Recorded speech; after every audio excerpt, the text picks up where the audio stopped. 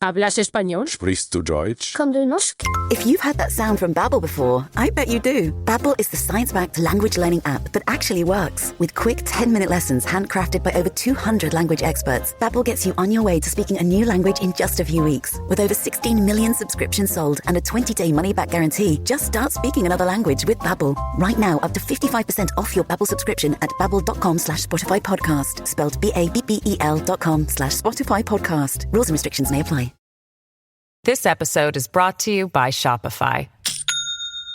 Do you have a point of sale system you can trust, or is it a real POS? You need Shopify for retail. From accepting payments to managing inventory, Shopify POS has everything you need to sell in person. Go to shopify.com/system, all lowercase, to take your retail business to the next level today. That's shopify.com/system.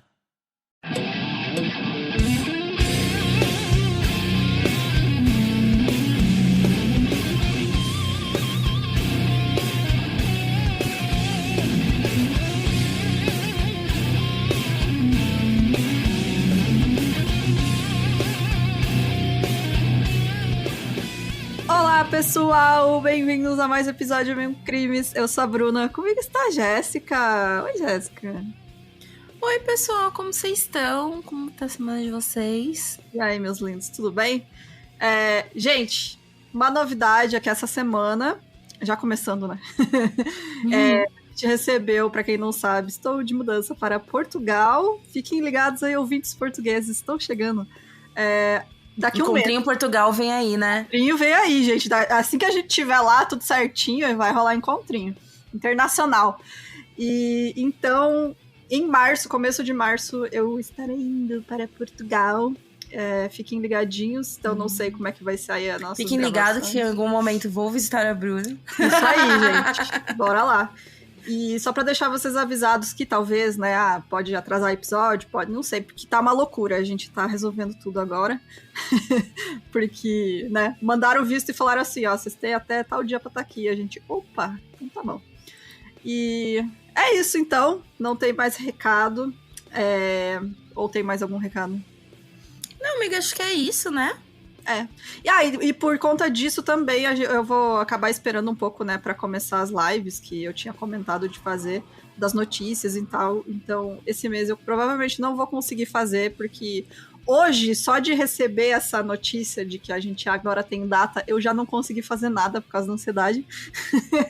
Eu travei completamente, então imagina começar outra coisa. Então, vocês vão ter que esperar eu estar lá, assentada em terras portuguesas, pra daí eu começar a fazer as lives. E até vai ser mais legal, né? Porque daí eu vou compartilhar com vocês experiências e tal.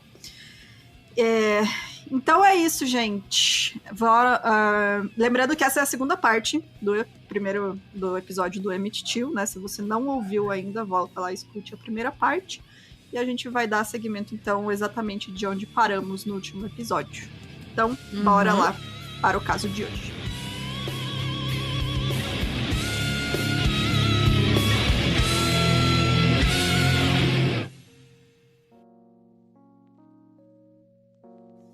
Lembrando, então, que no primeiro episódio a gente comentou de todo o background, né, da família do Emmett e como foi a situação, o fatídico dia que ele teve contato lá com a mulher, né, que acusou ele de ter assediado ela, e como o marido dela e o cunhado dela foram atrás do Emmett, sequestraram ele em casa e torturaram ele até a morte. A gente acabou parando logo quando ia começar o funeral, né, que teve toda aquela confusão de que não queriam deixar eles mostrarem o corpo do Emmett, o estado que o corpo dele estava, né. Mas a mãe dele insistindo, né, que queria. A Mami já virou, assim, uma pessoa, uma gigante, assim, né, cara, tipo, essa mulher é muito incrível. Então, desde o início, ela percebeu ali o quanto de trabalho ela ia ter, e ela fez questão de lutar desde o início, né, de mostrar o absurdo que fizeram com o filho dela. Então, eles organizaram, né, o funeral, e aí a Mami, ao entrar na igreja, ela assegurou que a multidão, que já tinha uma multidão, porque a notícia já tinha se espalhado, que estava do lado de fora, eles pudessem ouvir, né, toda a missa e tal, E ela também orientou eles deixarem a igreja aberta para que todos os presentes conseguissem ver o corpo. O Chicago Defender registrou mais de 50 mil pessoas, mas as estimativas variavam. Gente, isso não é uma pessoa famosa, né? Não é um ídolo que morreu, é uma criança que foi torturada até a morte, né? Então você conseguir reunir um número tão grande de pessoas, assim, é muito incrível. Na cerimônia, a Mami, ela falava para todo mundo: eu quero que o mundo veja o que fizeram com o meu bebê. Enquanto uma grande fila de pessoas esperava fora da igreja para ver o seu filho, e uma massiva parte da imprensa compareceu na cerimônia, que aconteceu na Roberts Temple Church of God in Christ, que era onde os negros que passavam por ali tinham o apoio dos pastores e reverendos presentes. Há várias imagens sobre esse dia de pessoas negras, principalmente mulheres negras, né, sendo ajudadas por passarem mal ao verem o corpo do Emmett, né, e o extremo luto que rondava a comunidade, porque era um negócio muito chocante mesmo, né. E eu imagino que toda mulher negra ali, mãe, né, enxergasse o próprio filho ali no caixão, né, porque era uma realidade muito presente para elas, né. O Emmett, ele então foi enterrado no dia 6 de setembro no cemitério Burr Oak, em Alsip, no Illinois. A família dele chegou a ser escoltada por uma multidão, e as imagens dele brutalizado foram veiculadas no país inteiro, reunindo apoio popular dos negros e a simpatia dos brancos empáticos com a situação. A fotografia da Mami debruçada sobre o caixão com o filho desfigurado foi colocada pela revista Time como sendo uma das 100 imagens mais influentes de todos os tempos. Abre aspas, por quase um século, os afro-americanos foram linchados com regularidade e impunidade. Agora, graças à determinação de uma mãe em expor a barbárie do crime, o público não poderia mais fingir ignorar o que não via. Fecha aspas. A Mami conseguiu fazer isso, né? Trazer graficamente para o mundo todo o que muitos negros tentavam dizer em seus discursos, mas não conseguiam atingir as pessoas, porque era abafado, era ignorado, né? Sim, tipo, era tido como algo tão comum, sabe? Sim, que não era banalizado, nem né?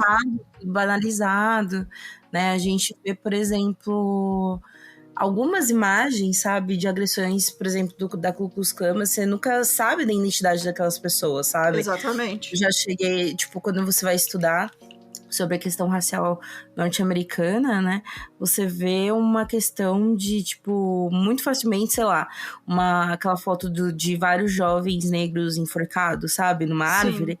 Você não sabe a identidade deles, você não sabe o passado deles.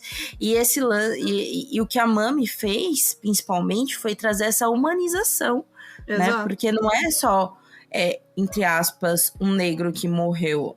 É um negro que morreu, é um ser humano que morreu, um filho que morreu, um neto, sabe? Enfim. Então, mostrar também a dor dela, né? Mostra que a morte dele não era a morte só dele, né? Era Exatamente. de várias coisas além disso. E também era a personificação de tantos outros casos, né? Que aconteciam e as pessoas ignoravam. Ou, né, tentavam trazer à tona e ninguém dava bola, enfim. Realmente foi meio que juntou tudo isso, assim, né, na figura do Emmett. Sim, então ele se tornou muito facilmente um símbolo, né? E também graças à Mami, né, que lutou muito atrás disso. Porque é mulher destemida, assim, porque os fotógrafos da Jet e Ebony, né, tiraram as fotos do corpo do Emmett na casa funerária, né? Essas eram 2 revistas negras, né? Várias outras revistas e jornais republicaram essas fotos. A cobertura do caso pela televisão trouxe um impacto maior e através dela houve um interesse nacional pela história, sendo a maior cobertura do julgamento. Né? Aquele lance que a gente falou, né? Sobre a televisão, né? Que até então não tinha essa cobertura jornalística, né? Sim. O governador do Mississippi, um homem branco chamado Hugh L. White, disse às autoridades locais que as autoridades locais estariam atrás dos culpados, condenando o crime, ao mesmo tempo que entrava em contato com as organizações tipo a NAACP, né, que a gente já falou, dizendo que o Estado não toleraria tal conduta violenta.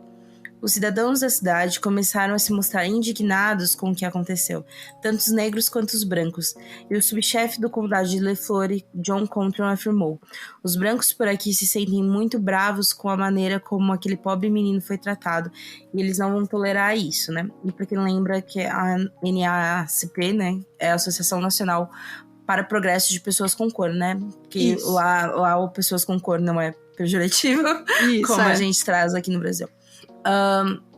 E é isso também. Mas é aquele lance de uma culpa, tipo, ai não, agora eu me sinto culpado, sabe? Só que mas, né? sempre existiu. Sempre né? existiu, trata mal lá o menino negro, né, na rua, mas mataram, nossa, que absurdo, sabe? Não Exatamente. precisava disso.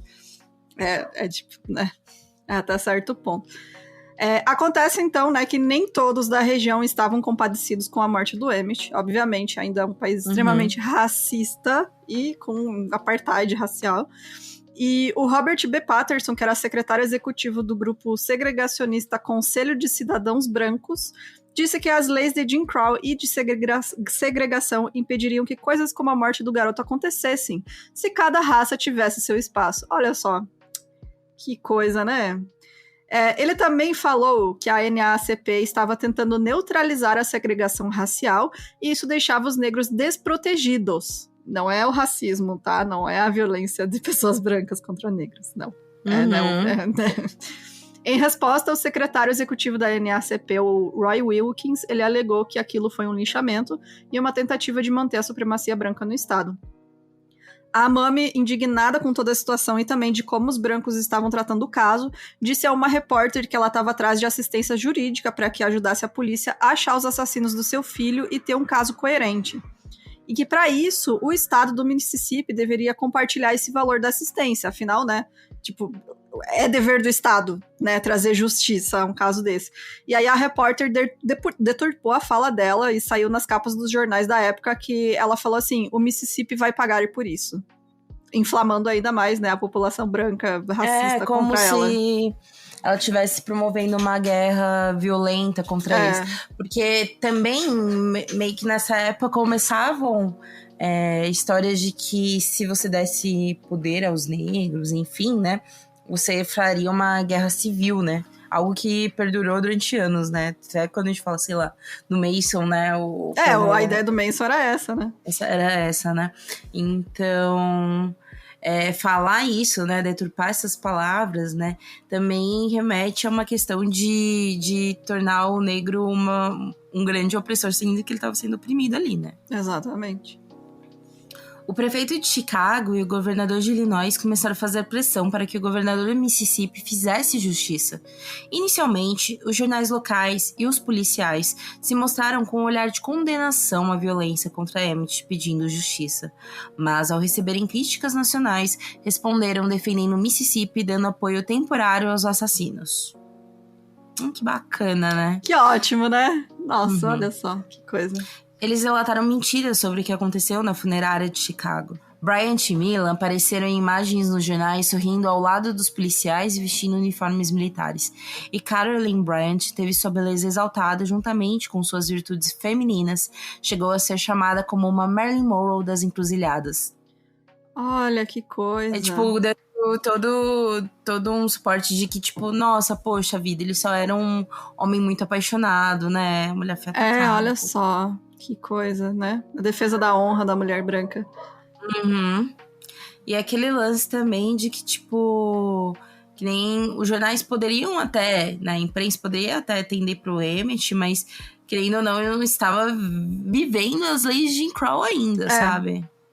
Tava tendo rebuliço pelas crianças negras frequentarem escolas ainda, Sim, sabe? cara, é absurdo, né, mano? Nossa, tipo...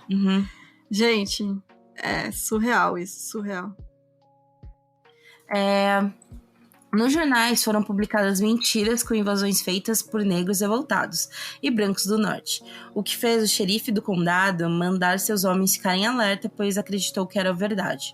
Sem justificar o crime, inúmeros jornais falavam que o garoto era, no mínimo, parcialmente culpado, retratando que Emmett teria praticamente se suicidado ao agir de maneira arrogante com seus agressores. Tipo, ele tava pedindo, né? O famigerado tava pedindo. O famigerado estava pedindo, exatamente. O Clarence Strider, que era o xerife do condado de Tallahatchie, foi um dos que inicialmente identificou o corpo, né, encontrado no rio, como sendo do Emmett. E no dia 3 de setembro ele fez um anúncio dizendo que tinha dúvidas sobre a identidade do corpo, especulando que ele ainda poderia estar vivo. Aí também começou uma campanha de meio que desacreditar, né? Tanto, assim, já não era muito forte o caso justamente por eles estarem vivendo em um regime, né, de apartheid racial, mas ainda, e além disso, eles já estavam querendo enfraquecer a acusação, né, dizendo que, vocês nem têm certeza que é um menino, sabe? Uhum. Ele também sugeriu que o cadáver foi roubado pela NAACP, juntamente com o T.R.M. Howard, que era um empresário local, cirurgião e defensor dos direitos civis e um dos negros mais ricos do estado. E ele falou que ele teria conspirado para colocar o anel do Emmett no cadáver, dando a entender que eles queriam travar uma luta racial. Depois que suas percepções foram publicadas pela imprensa, trazendo uma imagem negativa diante do choque nacional sobre o caso, o xerife mudou seu relato e mais tarde disse: "A última coisa que eu queria fazer era defender aqueles pica-pau. Mas eu simplesmente não tinha escolha sobre isso." E que era mentira, né? Porque o Strider, a gente vai vendo conforme a narrativa, ele gostava. Ele tava pouco se fudendo pros pretos, entendeu? É verdade, ele tava do lado dos racistas. E na imprensa, a Mami culpava inicialmente a Carolyn, né, e depois o seu marido e cunhado, e ela falava que era essencial o posicionamento do presidente e isso escalonar até o Mississippi, e que a morte do seu filho não deveria ser em vão. Movimentos sociais também se posicionavam para que o presidente aprovasse leis anti-linchamento, e os discursos mostravam que eles foram atrás do garoto não apenas por espírito vingativo, mas também para mostrar que tinham superioridade racial, matando uma criança de 14 anos.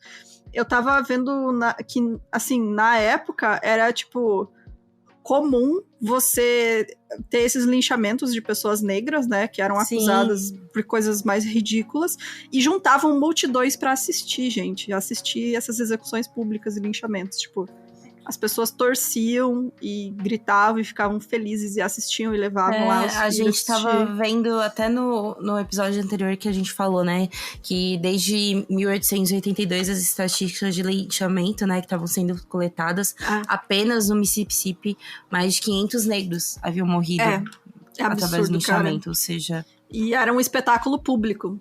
Então, tipo, cara, é surreal isso. Sim. No início de setembro, os irmãos Bryant foram oficialmente acusados pelo crime de assassinato. Hamilton Caldwell era promotor do estado e não estava otimista, pois, afinal, era um caso de um homem negro acusado de assediar uma mulher branca. Então, dentro dos cenários não há nada positivo. Já começa, ele já tava meio desanimado porque isso, né? Você já começa ali na merda porque você sabe que o sistema está todo contra esta pessoa, porque ela é negra, e foi a acusação, a defesa tá dizendo que ele assediou uma mulher branca, né, então... E não é como também, galera, nossa, muito prós mulheres, né, gente, a mulher branca. Exatamente. E a mulher branca, ela é vista como um objeto, né, ela é a posse, né, ela só aconteceu isso porque ela é a posse do homem branco, né. Exatamente. É a honra do homem branco que foi violada. Exatamente. Não da mulher. Tanto que é isso. Eles foram em busca de restaurar sua honra. Não necessariamente porque ele gosta da mulher. O advogado de acusação, Gerald Chatham, na verdade, também temia perder o caso, principalmente após de ler os textos dos jornais do Norte e os comentários da NAACP de como os casos eram sempre perdidos, né? Então, já estava rolando também essa movimentação da imprensa negra, né? E os jornais do Norte, né? Que já estavam, né? De uma determinada maneira com viés mais liberal em relação aos negros, né? Então, eles estavam bem contra, né? Falando de que, vai ser mais do mesmo. Né? Tava os dois lados ali, né? Meio, achando que não ia dar em nada, assim. Sim. Não, mas até que chegou a ter um receio por causa disso, porque as pessoas negras estavam falando assim, esse pode, se for o caso, né, desses caras serem presos, é um exemplo de como os negros estão conseguindo avançar nos seus direitos, sabe? Uhum. Então, o receio dele era esse, porque estavam conseguindo, né, realmente avançar nos seus direitos. Mas, enfim, era muito difícil de qualquer maneira. Os irmãos Bryant e Milan não tinham tanto dinheiro para bancar advogados caros, então inicialmente tiveram dificuldade para montar seu time de defesa, mas um escritório de advocacia de Summer ofereceu gratuitamente 5 advogados. Eles tinham muitos apoiadores que espalharam potes para coletar dinheiros por Delta, em farmácias, lojas e comércio, onde conseguiram arrecadar mais de $10 mil para a defesa, né? Ou seja, tipo, a população, na verdade, ali só queria que eles fossem declarados inocentes, também para que não tivesse mais o foco na cidade, né? Também, exato. Quando as pessoas souberam, então, que a Mami queria estar presente no julgamento, ela começou a receber... Gente, ela recebeu inúmeras cartas com fotos obscenas de genitais enviadas por homens. Que ano é isso? Anos 40? 50? Sim. 50, né? 50. Gente. Ai, sério. Também recortes de jornal que tinham ameaças, falando que jogariam bombas em sua casa e na casa do prefeito de Chicago, caso ela fosse ao julgamento. E também diziam que o filho dela teve o que mereceu, que ele era apenas mais um crioulo que morreu.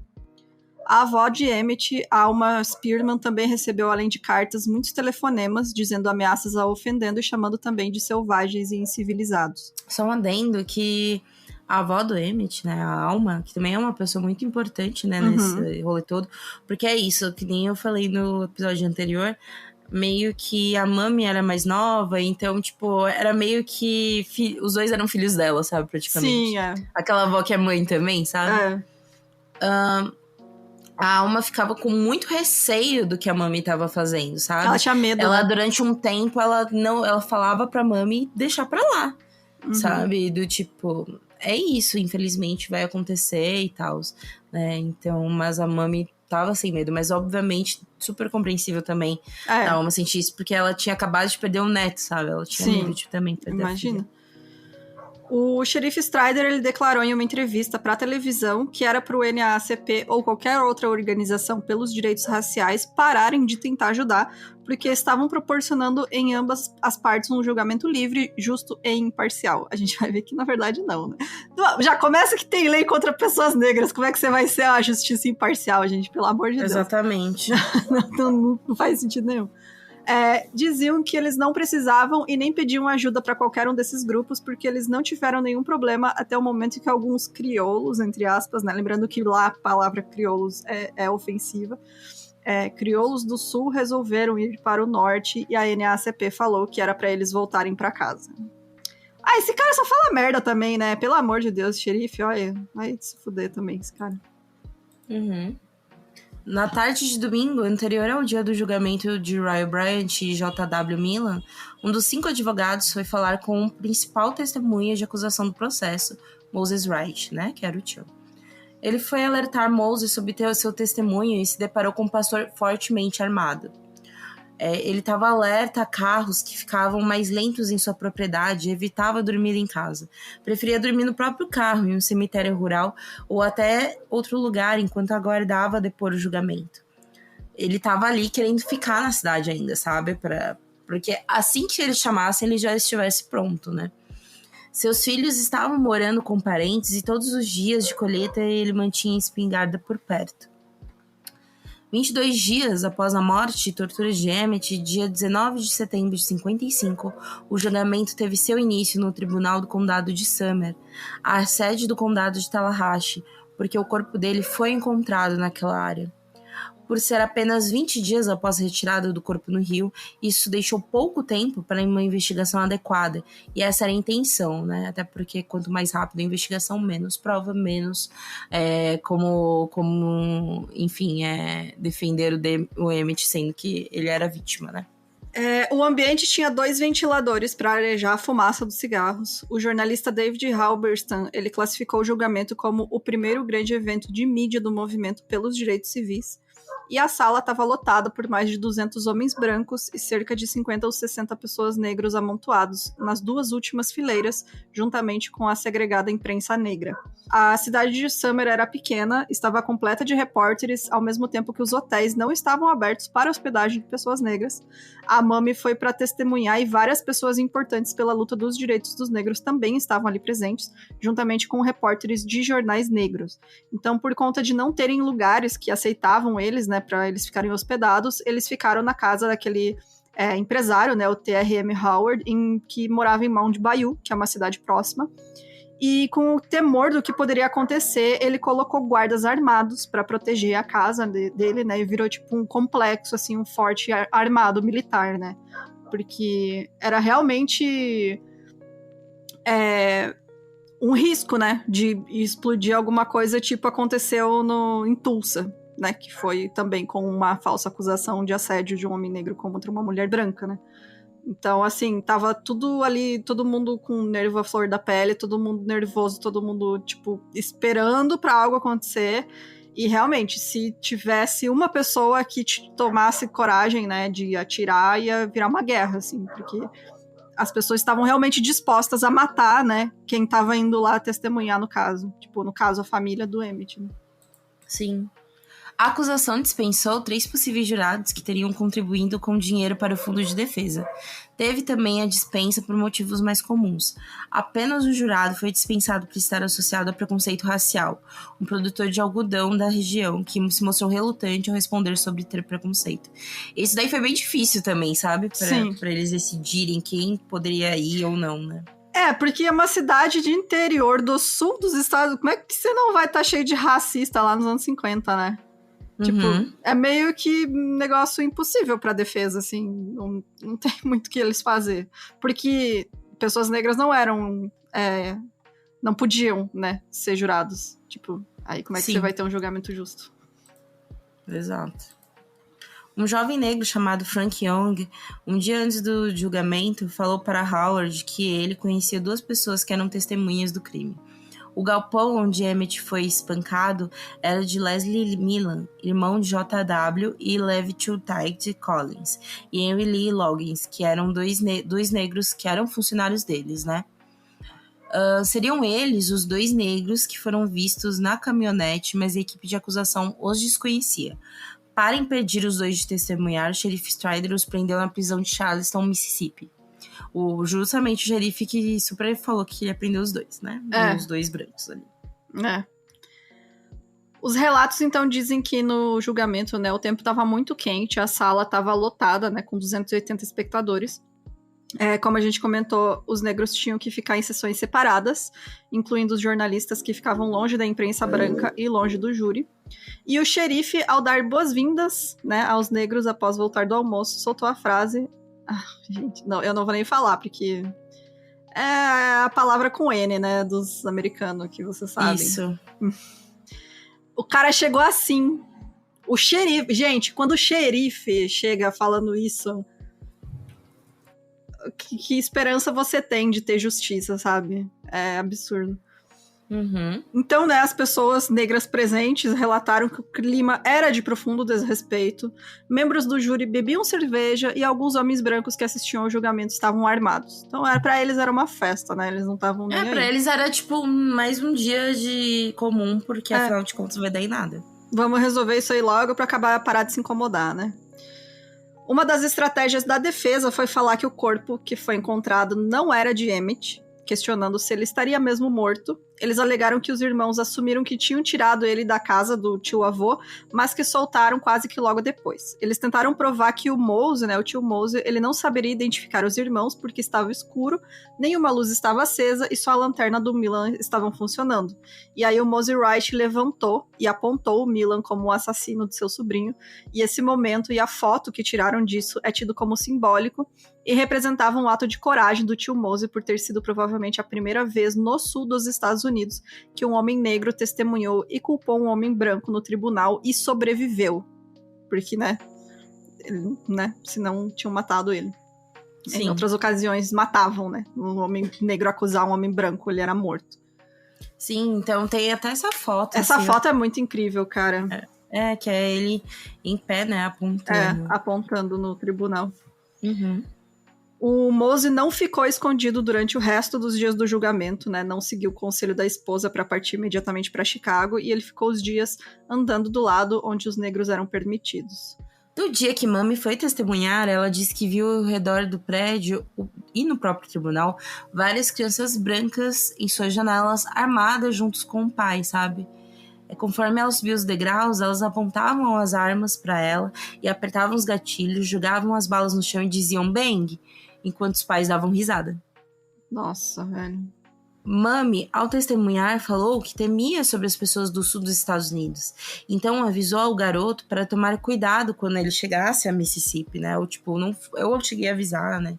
Cheguei a relatar, enfim. E caso fosse necessário, até se ajoelhar para pedir perdão a uma pessoa branca, ele devia fazer sem nenhum constrangimento. Ela era firme em suas respostas, chorando somente quando mostraram a foto do seu filho. E esse foi um posicionamento dela, sabe? Porque ela queria não fraquejar, sabe? Trazer segurança, enfim. A defesa fez questionamentos a Mami sobre a identificação do corpo em Chicago. E também sobre ela ter feito, tempos antes, uma apólice de seguros no valor de $400, tentando fazer ela confessar uma conspiração. Porque é isso também, eles acreditavam que, tipo, a grande teoria, né, da conspiração deles... Viva. Não, tipo, também que ele tava vivo e que foi um rolê do tipo, aquele anel ela implantou, né, pra ganhar os $400 e a NAACP teria ajudado ela, né, a Organização dos Negros, teria ajudado ela para que assim se tornasse um caso de violência que eles iam utilizar como exemplo, sabe? Enfim, né? Teoria merda. Ai, pelo amor de Deus. Bom, conforme o julgamento corria, os jornalistas membros da NAACP começaram a fazer uma investigação interna sobre onde aqueles 2 homens negros que acompanharam o crime estariam. Essa busca não teve sucesso, mas eles acharam 3 testemunhas que teriam visto os 2 juntos com os brancos na propriedade do Leslie Milan. E assim, jornalistas fazendo o trabalho que a polícia deveria ter feito, né? Então, os 2 inclusive relataram que ouviram alguém sendo espancado, golpeado e o choro em seguida. Uma das testemunhas falava tão baixo por estar com medo que o juiz tinha que mandar falar em voz alta. Então ele relatou que ouviu o menino dizer, meio aos barulhos de espancamento, mamãe, Senhor, tenha misericórdia, Senhor, tenha misericórdia. O juiz Curtis Swango, ele concedeu permissão para o testemunho da Carolyn, mas não na frente dele nem dos jurados, né, porque a promotoria alegou que seria irrelevante seu relato em relação ao sequestro e assassinato. E aí, durante o julgamento, a Carolyn testemunhou que o menino agarrou sua mão enquanto ela arrumava os artigos da loja e disse: "Que tal o encontro, baby?" E que depois de conseguir sair de perto dele, o menino a seguiu até a caixa registradora, agarrou ela pela cintura e falou: "Qual é o problema, baby? Você não aguenta?" E quando conseguiu desvencilhar do Emmett, ele disse: "Você não precisa ter medo de mim, baby." E depois falou obscenidades. E que já tinha experiência em ficar com mulheres brancas. Depois disso, ela disse que outro negro pegou o garoto pelo braço, falando para eles irem embora, mas ao mesmo tempo, ela alegou que o Emmett teria parado na soleira da porta e dito até mais, o que era discordante da violência anterior de seu depoimento.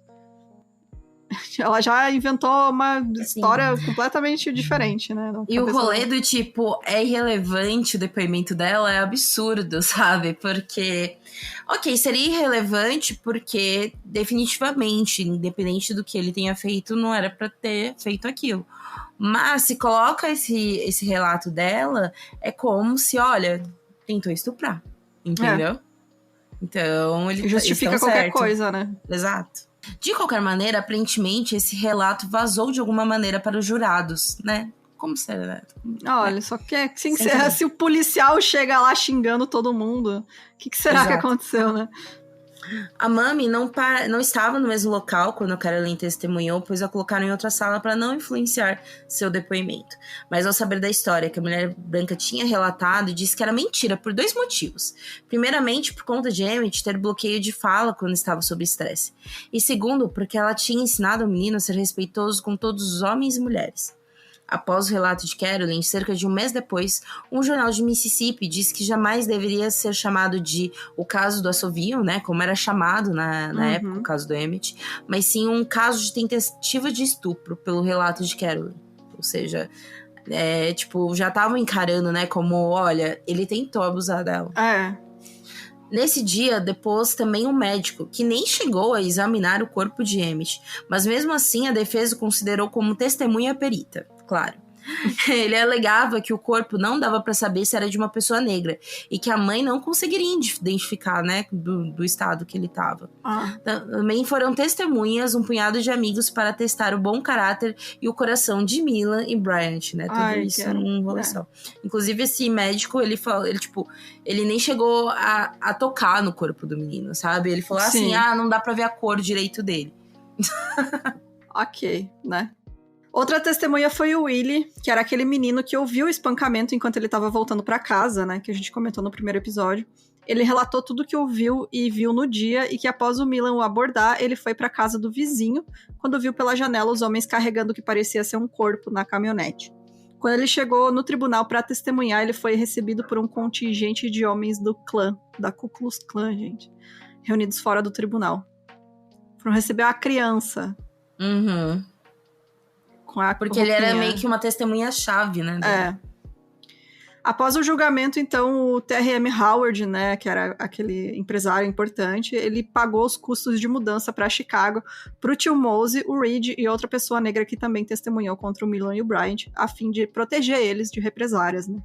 O Willie mudou e ainda bem que tinha esse cara, sabe? Nossa, esse cara ajudou demais, né? Tipo, e era um homem negro, né? Um homem negro, poderoso. Porque, enfim, eu pesquisei um pouco sobre ele, foi isso, que tipo, sobrou, acabou que ele foi trabalhando e conforme algumas pessoas brancas que ele trabalhou acabaram dando terras pra ele e ele acabou se tornando bem rico, né? Sim. Se não tivesse ele, por exemplo, muitas dessas coisas de trajeto, sabe? Eles não iam ter nem onde ficar lá, né? Exatamente. Como é que eles iam testemunhar se não tinham nem como ir pra cidade, ficar lá, né?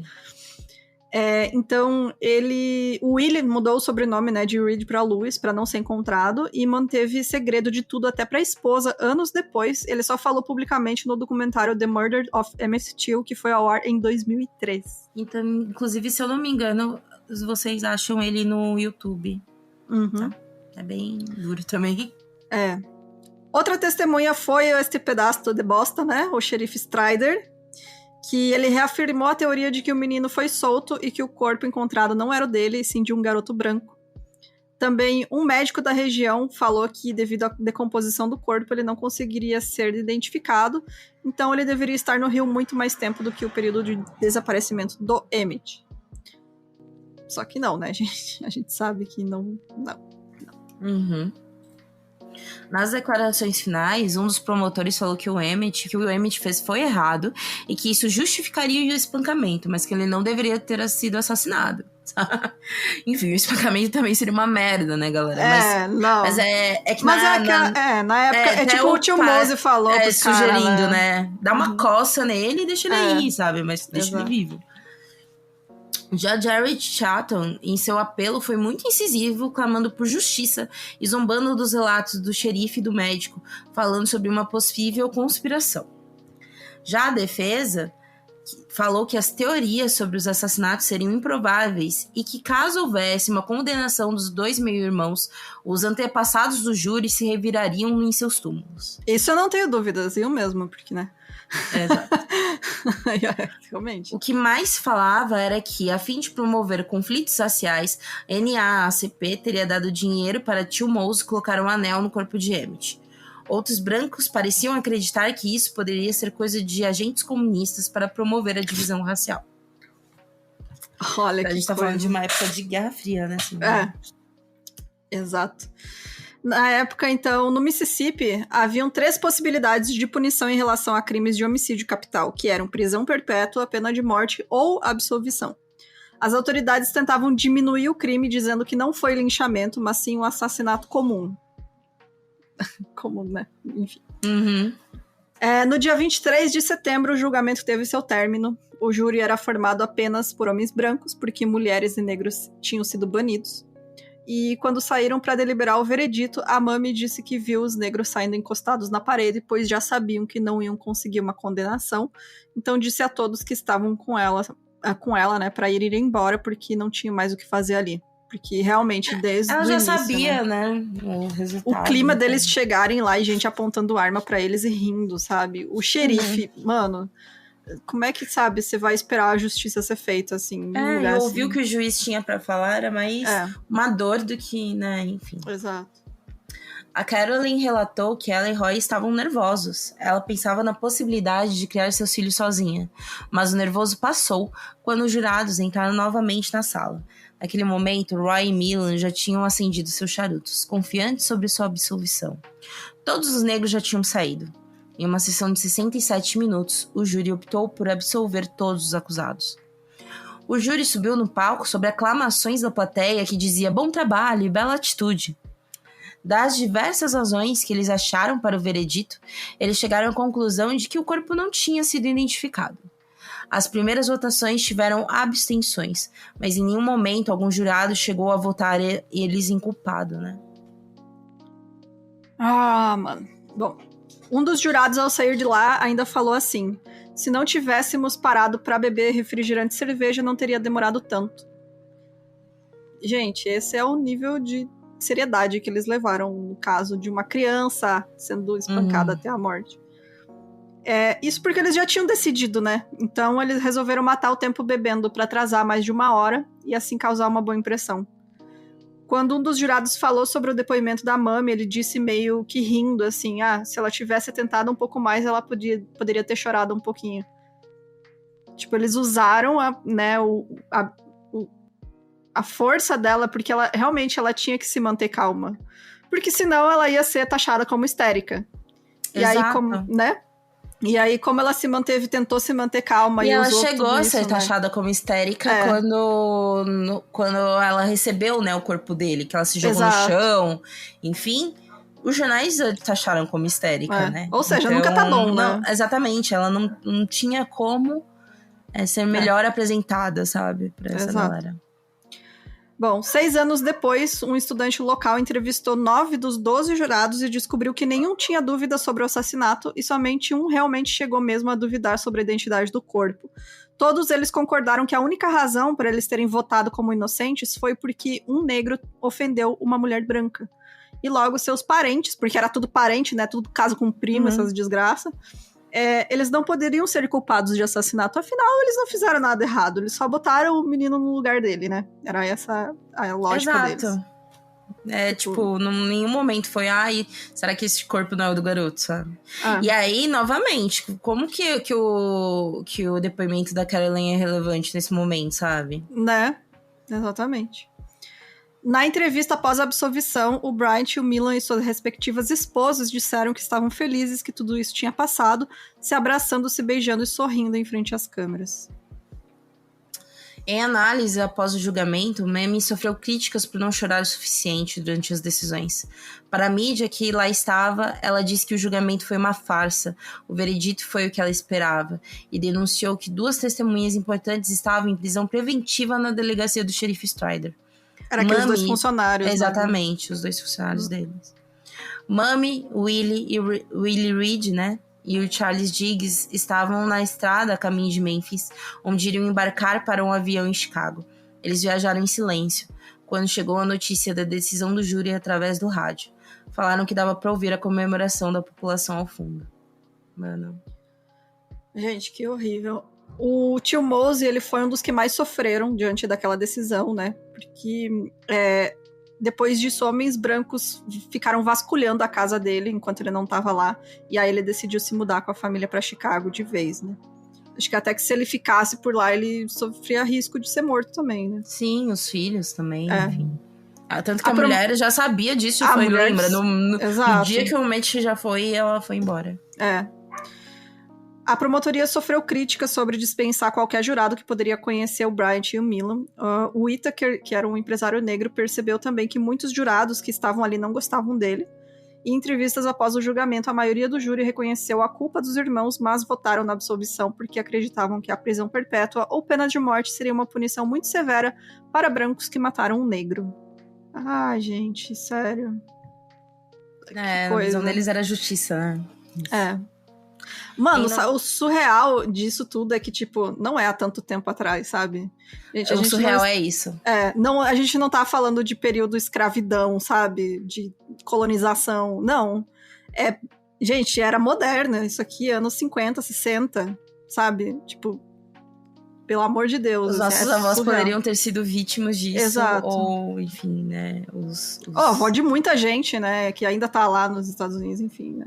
Que passou por esse tipo de regime e tal que eles tiveram. E tem gente ainda viva que passou por isso. Isso é muito surreal, gente. É surreal. Tem um filme... Ai, vou tentar... Infiltrado na Clã. Amo esse filme. Ai, tá na minha lista há muito tempo, que eu adoro o... Putz, como é que é o nome do diretor? Spike Lee? Né? Spike Lee. Eu adoro ele, cara. Gente, eu não Infiltrado na Clã... Filme perfeito. Por cima, tipo, sobre um policial negro que se infiltra na Ku Klux Klan. Enfim, então, é bem interessante. Eu quero ver. Mas tem umas cenas muito fortes, assim, sobre questão negra. E tem uma cena que é bem isso, assim, que tem uma pessoa preta que um homem negro bem velhinho falando sobre os linchamentos, né? Então, é bem isso. É muito cruel e, tipo, existe até hoje gente que enfrentou isso, né? E que enfrenta também, né? Se a gente pensar que existem ainda linchamentos, mas enfim. Depois falamos disso. Em novembro de 55, um grande júri se recusou a julgar Bryant Millan por sequestro, apesar de as próprias admissões terem levado o Emmett, né? Ou seja, eles admitiram, mesmo assim não quiseram julgar. O tio Mose novamente foi testemunhar em Mississippi, assim como Willie Reed. Se julgados, culpados poderiam ser condenados a uma pena de 10 anos até a pena de morte. O próprio advogado de Bryant Millan disse que essa decisão foi uma provável interferência do Mississippi e de interessados externos sobre o que acontecia no estado. Esse mesmo advogado reclamou novamente da NAACP por dar visibilidade para um caso que era comum e que seus clientes recebiam mensagens os ameaçando vindo de todo o país, falando que a justiça não tinha sido feita. Nesse momento, a mídia se dividiu em relação aos resultados do julgamento. Enquanto jornais pelo mundo, por ligações religiosas e de esquerda, fizeram críticas sobre a sociedade norte-americana, os jornais sulistas falavam que o sistema jurídico cumpriu sua missão. Em outubro de 55, então, o Jackson Daily News pesquisou a história do Louis Steele, né, que era o pai do Emmett, e mesmo antes do julgamento dos assassinos do Emmett ter acabado, isso se tornou capa de jornal.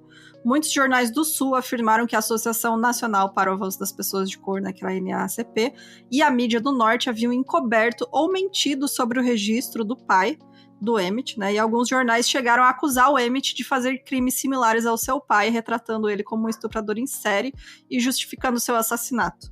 Lembrando aqui que ele foi julgado e condenado por estupro durante a guerra, né, o que nem tem como ter certeza de se realmente aconteceu ou não, mas enfim... Por que o menino vai ser condenado pelo pai, né? Pelo que o pai dele fez, assim. Tá, você vai condenar o pai ou vai condenar o filho? Pelo que o pai fez. Pra mostrar que era uma linhagem violenta, né? Exato. Posteriormente, a Mami soube de mais uma testemunha que tinha visto sangue na picape dos irmãos. A gente comentou até, né, sobre esse caso no primeiro episódio, que era o pai com o filho, né? E ao questioná-los sobre o que era aquilo, eles justificaram dizendo que tinham caçado um veado. Né, e que somente... até o cara homem questionou, né? Falou, poxa, mas numa época. Exato. Porque tem temporadas, né? Onde... Tem temporada de caça. E somente depois, né, a testemunha conseguiu associar isso ao crime, né? Tipo, o cara realmente... Ele até tinha medo, né? Eu lembro que a gente comentou que o cara ficou com medo. Porque ele foi ameaçado também, né? O julgamento ficou nacionalmente conhecido. Então, a revista de entretenimento Look ofereceu $4 mil para que J.W. Millan e Roy Bryant para que eles dessem uma entrevista falando somente a verdade. Em 56, um ano depois do julgamento, né? Sem medo nenhum de ser preso. Os irmãos cientes que, independente do que falassem, de acordo com a lei, não poderiam ser julgados pelo mesmo crime. Então eles confirmaram a agressão a Emmett e justificaram o assassinato, dizendo que era a única solução que encontraram após as torturas que praticaram. A entrevista ocorreu no escritório de advocacia dos advogados que haviam defendido os Bryant Millan, e os próprios advogados não tinham ouvido relatos de seus clientes antes. Os irmãos disseram que iam levar o menino até a loja para que Carolyn o identificasse, mas desistiram no meio do caminho porque Emmett teria admitido que ser o único do grupo a ter falado com ela. Os irmãos também declararam que pretendiam jogar o menino vivo em um barranco do rio para tomar um susto, mas que enquanto estavam espancando ele teria os chamado de bastardos. Falou que não era tão bom quanto homens brancos, e que já havia feito sexo com várias mulheres brancas. Nesse momento, eles teriam então mudado de planos, colocaram Emmett na parte de trás da caminhonete verde e dirigiram até uma descaroçadora de algodão, onde pegaram uma hélice da máquina de 32 quilos. Esse foi o único momento em que lhe disseram que ficaram preocupados por estarem com medo de serem acusados de roubo. Gente, o absurdo Entendeu? disso. O medo deles não foi ser acusado de assassinato, mas de roubo, porque eles pegaram a descaroçadora. Pegaram a hélice da máquina e daí eles podiam ser presos por roubo.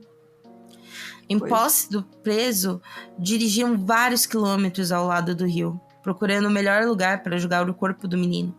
E o jogaram usando a hélice da descaroçadora como peso, amarrando com um arame farpado. O Milan chegou a declarar na entrevista: bem, o que mais poderíamos fazer? Ele estava desesperado. Não sou um valentão, nunca machuquei um negro na minha vida. Gosto de negros, no lugar deles. Sei como trabalhá-los. Mas eu simplesmente decidi que era hora de algumas pessoas serem avisadas. Enquanto eu viver e puder fazer qualquer coisa a respeito, os negros vão ficar em seus lugares. Os negros não vão votar onde eu moro. Se o fizessem, eles controlariam o governo.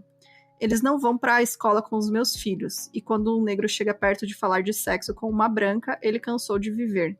Provavelmente vou matá-lo. Eu e meus pais lutamos por este país e conquistamos alguns direitos. Eu fiquei lá naquele galpão e ouvi aquele negro jogar aquele veneno em mim. E eu simplesmente me decidi. Chicago, garoto, eu disse.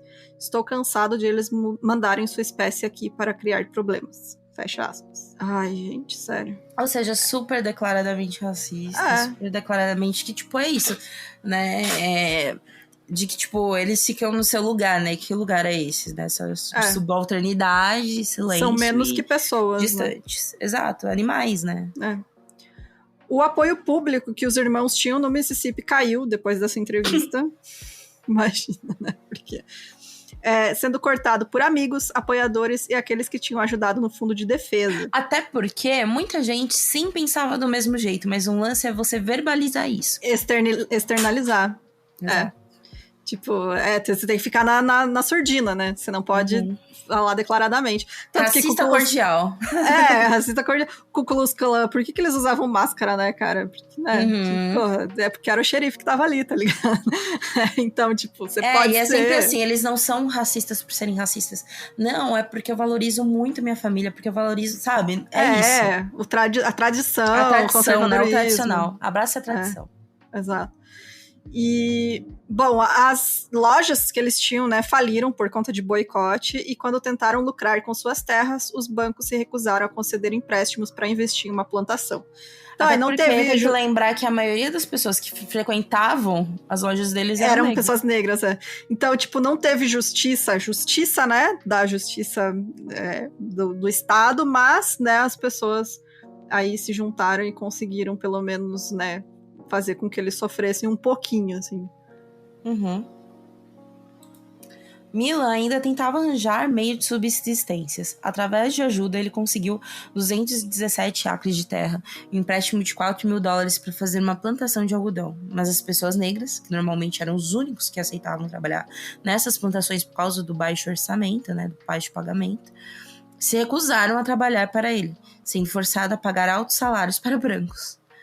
Depois de um tempo, Milan e Bryant se mudaram para o Texas, mas todo o país já conhecia o que tinham feito, então não eram bem-vindos. Após vários anos, eles voltaram ao Mississippi, onde Milan conseguiu um trabalho lidando com máquinas pesadas, mas por conta da sua saúde teve que se aposentar. Durante anos, Milan foi julgado por outros crimes, como agressão, espancamento, assinatura de cheques falsos e cartões de créditos roubados. Morreu em liberdade por conta de um câncer na coluna no dia 30 de dezembro de 1980, né? Morreu nos anos 80, aos 61 anos. É aquilo, né? Ficaram num limbo, né? Porque, principalmente depois disso, né? Depois dos anos 60, né? As pessoas negras começaram a ter mais direitos, né? Sim, então, a luta social já estava bem mais desenvolvida também. Né? E não que não deixem de ter racistas, né? Pois até hoje existem muitos mesmo. Tem consequência, né? Mas hoje em dia, conforme foi o tempo, foram tendo mais consciência, foram cada vez mal vistos, né? Então... era difícil, né, para eles se tornarem, né, pessoas sociais. Uhum. Bryant conseguiu emprego como soldador quando morou no Texas, mas ao longo do tempo desenvolveu cegueira, então se aposentou. Depois de anos, ele e Carolyn se divorciaram e ele se casou novamente em 1980. Quando voltou para o Mississippi, abriu uma loja, mas acabou preso entre 84 e 88 por fraude no Vale Refeição, que consistia em pagar esse benefício para pessoas que não tinham dinheiro, válido para alimentos, e converter esse dinheiro, né? Durante uma entrevista no ano de 85, ele negou que tivesse matado o Emmett Till, mas disse que, se Emmett Till não tivesse saído da linha, provavelmente não teria acontecido com ele. Na mesma entrevista, ele recusou a tirar fotos ou falar onde ficava sua loja, por temer boicotes ou represálias, e explicou: "Esta nova geração é diferente e não quero me preocupar com uma bala em alguma noite escura." Tá bom. O Roy Bryant, ele foi entrevistado em 92 e ele falou que o Emmett havia arruinado a sua vida. Olha só que coisa, não é você ser um completo pedaço de merda. É a criança que você matou arruinou a sua vida. Que coisa, né? Ele não sabia que a Mami estava ouvindo isso enquanto ele era entrevistado. Então, e ele não expressou remorso algum fazendo a declaração: "Emmett Till está morto. Eu não sei por que ele não pode simplesmente ficar morto." O Roy morreu de câncer em 1º de setembro de 94, aos 63 anos de idade. Aquele senhorzinho simpático da sua rua, sabe? Vizinho ali, ó, que gente boa. Uhum. A agitação dos movimentos sociais após a entrevista em que os irmãos confessaram foi muito grande, né, com lideranças dos direitos civis exigindo o posicionamento do governo federal sobre o caso. E a comunidade negra viu de maneira escrachada que, caso sofresse algum tipo de violência, a lei não a protegeria. Então, a NAACP pediu que a Mami Till viajasse pelo país para relatar a história de seu filho.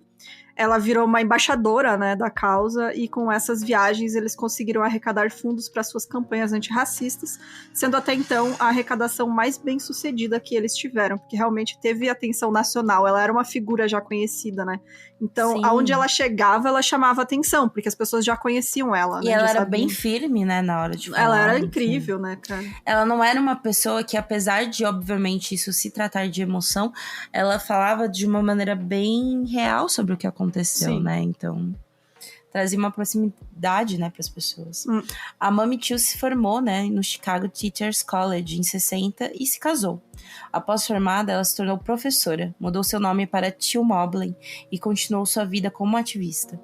No ano de 76, ela ganhou o título de mestre em administração na Loyola University of Chicago. Ela trabalhou ao longo de sua vida para ajudar crianças que viviam na pobreza. Por ser extremamente religiosa, muito da sua militância e ativismo era através das igrejas, principalmente a de fiéis afro-americanos, né? Como a gente já tinha falado, né? Sobre as igrejas, que eram um refúgio, né? Das pessoas pretas também. Ela conseguia traçar uma linha entre o que aconteceu com Emmett e o que aconteceu com Cristo, fazendo do filho uma imagem de mártir. Anos depois, ela também se juntou com mulheres negras ativistas, discutindo sobre a questão de maternidade e de defesa das crianças. Mami morreu de insuficiência cardíaca em 2003, aos 81 anos, sem ver a justiça para a morte de seu filho. No ano de sua morte, sua autobiografia foi publicada com o nome de Death of Innocence, The Story of Hate, Crime and That Changed America. Ela foi enterrada perto de seu filho e em sua lápide ficou escrito: "Sua dor uniu uma nação." Nossa, e foi realmente, né, cara? Ela usou a dor dela pra uma causa gigantesca. Sim.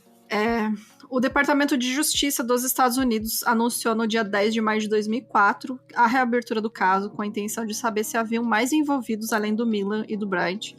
E como na época nenhuma autópsia tinha sido feita no Emmett, foi feita a exumação de seu corpo no dia 31 de maio de 2005 em um cemitério no subúrbio de Chicago. No dia 4 de junho ele foi enterrado novamente e assim pôde ter uma comprovação científica de que se tratava mesmo do Emmett ali enterrado. Não, como se, né? Como se alguém além dos caras lá tivesse dúvida.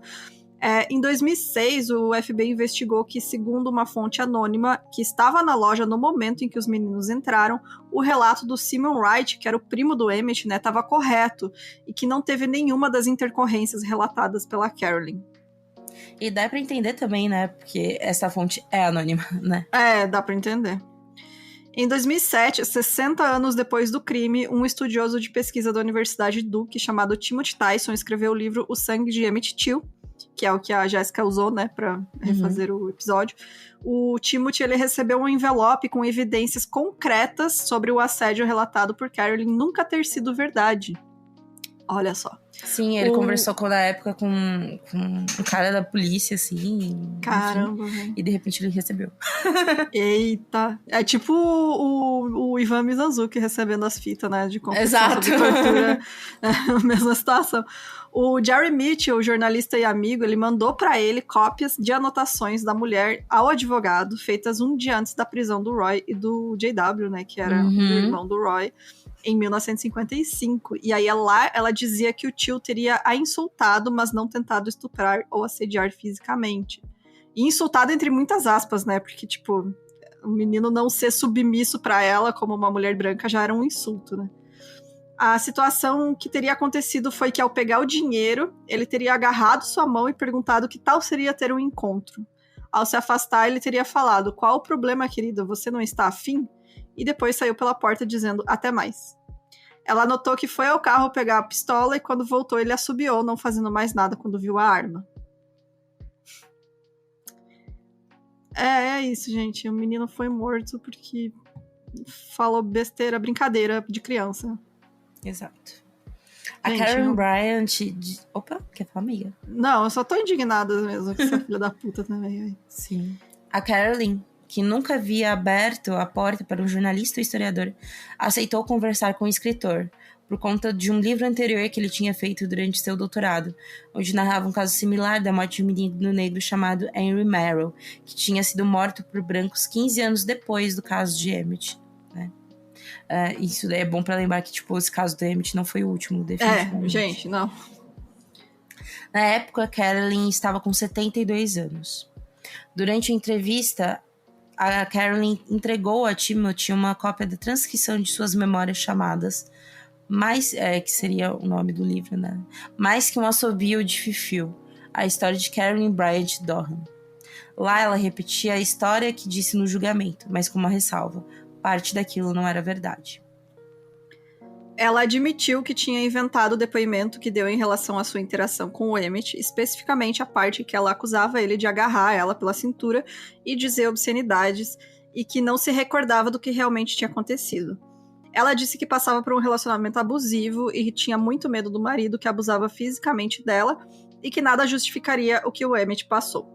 Ela afirmou que por dias após o assassinato e até o julgamento ela foi mantida em reclusão pela família do marido, e também, por coincidência, disse que não se lembrava de mais detalhes daquela tarde e nem do crime. Assim, não duvido que ela realmente tivesse um relacionamento abusivo, que o marido abusava fisicamente. Era comum na época, sabe? Era o padrão. Mas quem escolheu sair falando mentira foi ela. Tipo, não tinha ninguém na loja além dela e o Timothy. O Emmett. Eu não duvido que ela tava no carro também. Eu também não. Sabe, eu acho que ela... Assim, pra mim, ela fez isso pra instigar o marido, sabe? Aquela coisa de mulher que quer ver o marido brigando por ela. E aí, tipo, conceito deturpado esse de honra, ou se né? Não, nossa, tipo, né? aumentou mesmo a história, né? Eu Não, acho mas, que pra mim, o que deve ter acontecido na minha concepção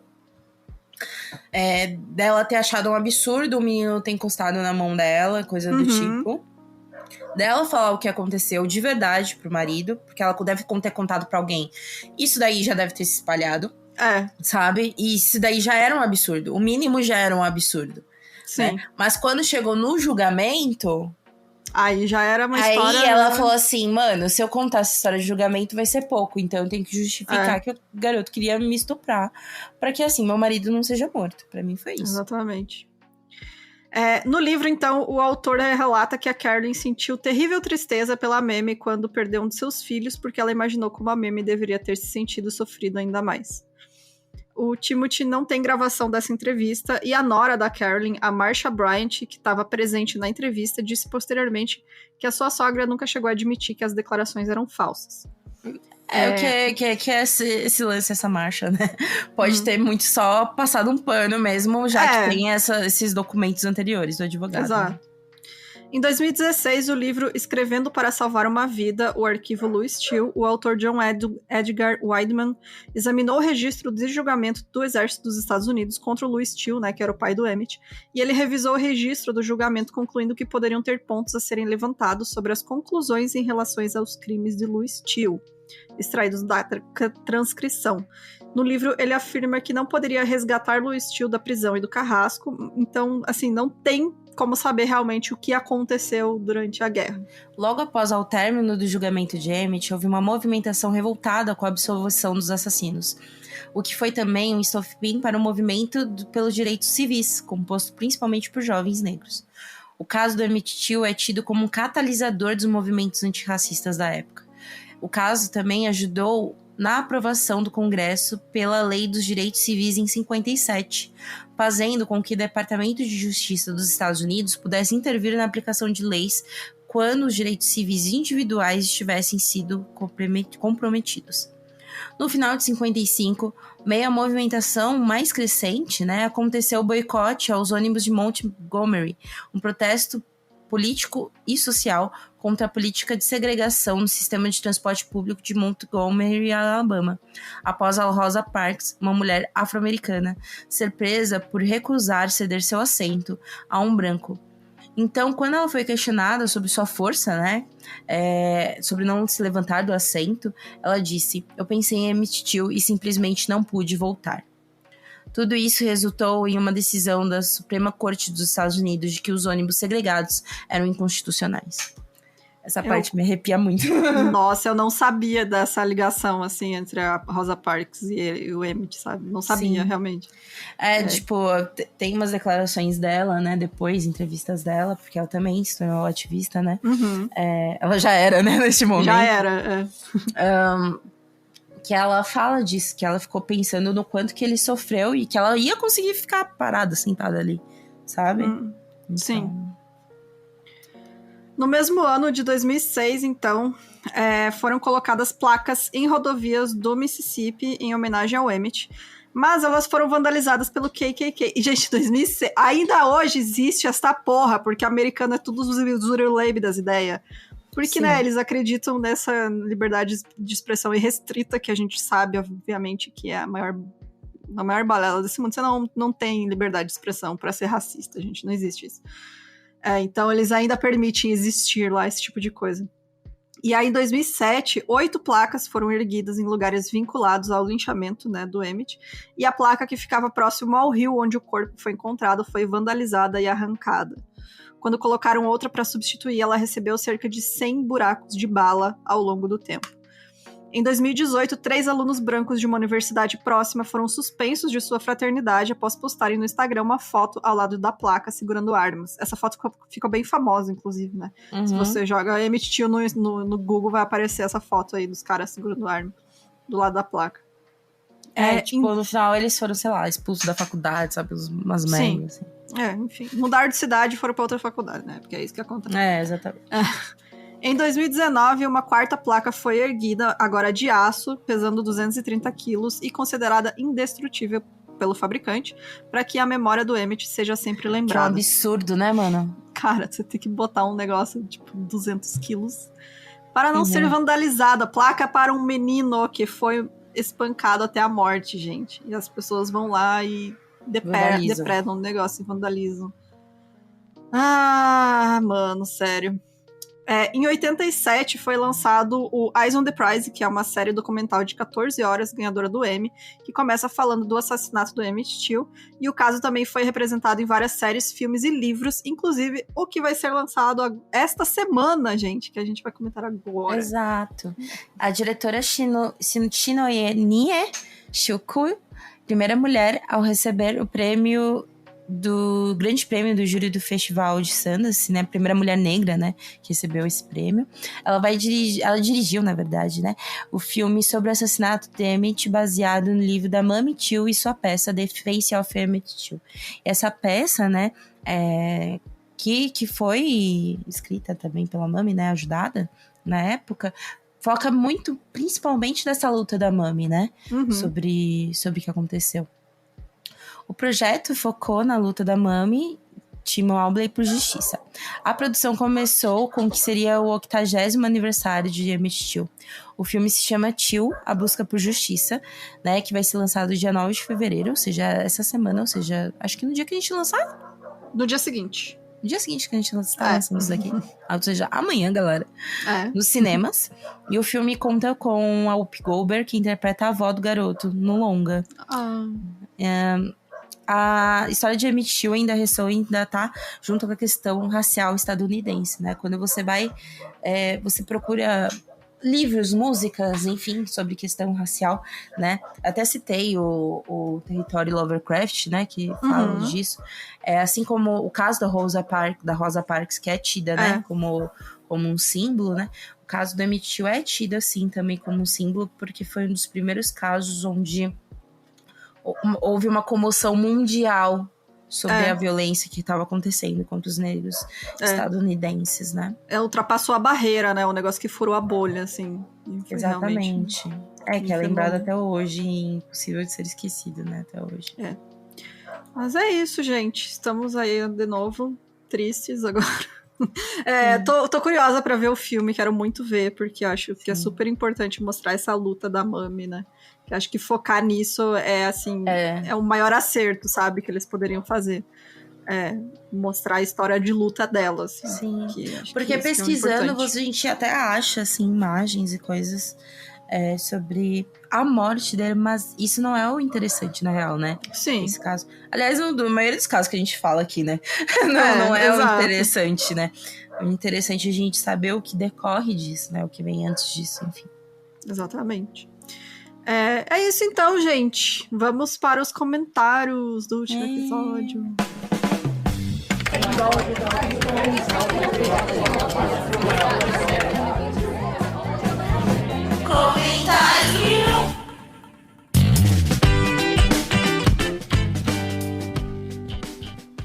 Pode começar, amiga.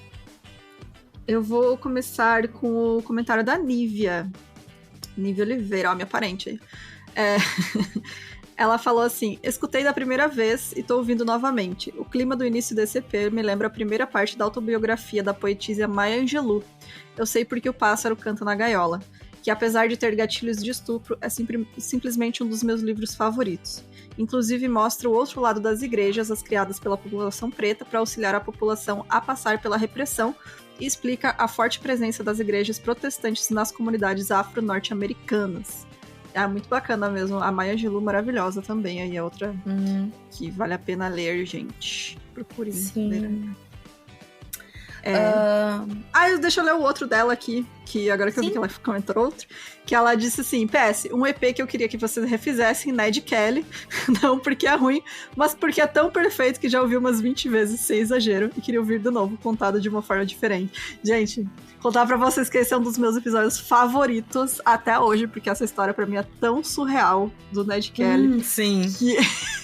Vamos lá dar uma ouvida. Mano, sério, essa história é muito boa. E assim, eu deixei coisa de fora. Então, assim, no futuro vai ter sim, porque ele merece 2 partes. É o que eu respondi pra ela. Merece, porque eu juntei tudo em uma parte só, mas ele merece mais. Vamos fazer um especial só sobre o Ned Kelly, essa figura maravilhosa. E, né, se surpreendido novamente com ele agarrando bola de policial e fazendo uma armadura de ferro pra fazer um tiroteio. A Stick Nina Costa, disse que lembra quando escutou o caso pela primeira vez e foi com a gente. São poucos casos de crimes que me fazem chorar. Esse foi um desses. Ele ia escutar novamente, mais preparada dessa vez. É isso, tipo... Nossa. A gente sabe como esse caso é meio dolorido. É meio que... Eu acredito também, né, quando a gente fala de crimes... quando a gente fala de pessoas minorizadas, outro que me dói muito é do... Deixa eu tentar lembrar agora. Peraí, caralho. O George do Clooney? Brandon. Não, eu ia falar do Brandon Tina. O Brandon Tina, sim. Isso. Porque quando a gente fala sobre isso, a gente não tá falando somente de uma pessoa. A gente tá falando que, como a gente falou 300 vezes, é um foco sobre 500 casos que rolaram. Exatamente. Literalmente, entendeu? Então, é isso. A gente não tá falando só da violência contra ele, que já é um absurdo e dolorosa por se tratar também de uma criança, enfim, né? Mas a gente também tá falando sobre uma comunidade inteira, né? Que até hoje sofre. Enfim. Eu quero ler também um e-mail que a gente recebeu hoje, e eu adorei, achei muito fofo, que é da Ovidia. A Ovidia, ela mandou assim: Olá, pessoal. Me chamo Ovidia, sou do Rio de Janeiro, conheci vocês através de outro podcast de crime.